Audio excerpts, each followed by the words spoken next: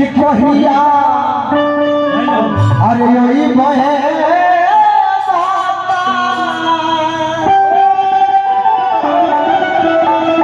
फगुआ के जलवायु बन सबसे आसान निजी लय आई ना दवाई तब बुझाइबे ना कर कि फगुआ हो आई लय दवाई तब बुझाइ कि फागुन हो हती हती लय के जना के पानी नीचे भसता अपन ऊपर चढ़ावे गावे आई किसी किसी के कि सतुआ खाला भाता अरे कहीं जीवा खोई है यारो बहुत कोनो हाथ लगा होला तेज होला तो उ गावेला क्या गाता है कि बोगा गइले नए पा अरे यो कैसे रहबुए बकरिया लेकिन हमनी कॉलेज गाइले कि कहिया ए कि कहिया अरे यही बये भाता रमेश भैया अरे मुहा फूलवले बाजो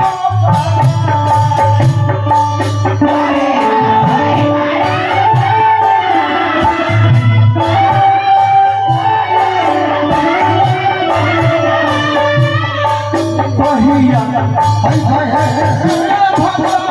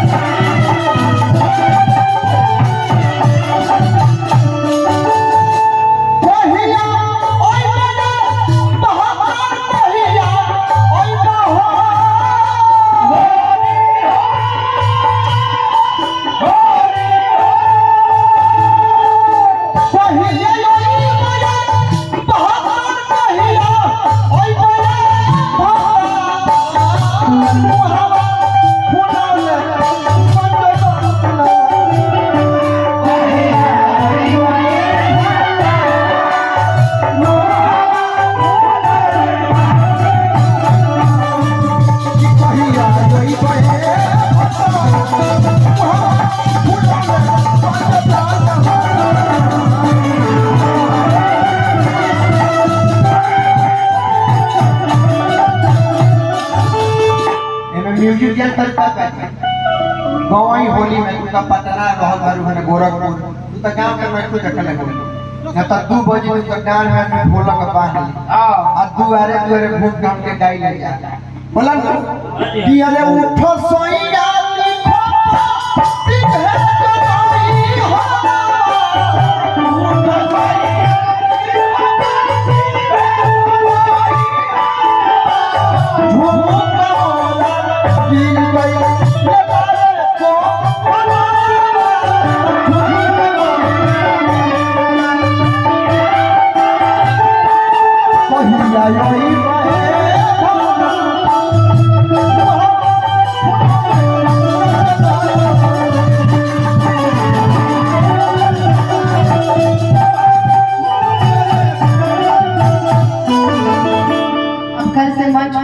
खुद कॉपी कर देंगे और तरह का हम दोनों आंसर बताते हैं एक और गा लीजिए एक और कोई बोली अच्छा दोसर बोली हाँ फास्ट रिदम वाला फास्ट रिदम मेन तो ये है एक और गाना आपका सुन रहे हैं आजकल हम भैया कि जवन यारा में से गाइल फांसी ससुरा में कैसे बसी गीत लिखे वाला उनको देख के तो बोले हैं एक बार हो जाए मुखड़ा सोनू जी सोनू जी संगदीप जी निकालिए एक पर एक सोनू बाबा तो वो का मन पर आ जाए सोनू भैया का लिखा हुआ एक गाना आ रहा है मेरा जल्दी के वर्ड वाइड से एक सारे पक्षी होई ना कि टूटल लाइन बाट दिल ए संदिल जी गमछी बन निकालना ओहू में बा आई तक राजा के घर में मोती के हमरा के सोनू भैया हलचल भैया ए हलचल भैया एगो गाना देले बड़े जानते नहीं कौन हां हां हां ये हम का करते ने रवा बुझा सही एकदम ओके ये हम का करते ने रवा बुझा स्वागत करते ने एगो गाना सोनू भैया लिखले बड़े कि टूटल लाइन बाट दिल एक सारे खाली मंच के लिए टीएफ में नहीं देंगे ना तब कोई से लड़ी आई जाए अरे कच्चे कुंवर में कुल्ही माँ जमार के